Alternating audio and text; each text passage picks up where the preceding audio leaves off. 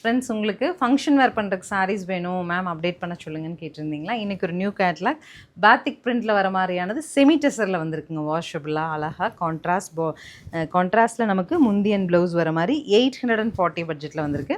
Colours பார்க்கலாம், பிடிச்சது.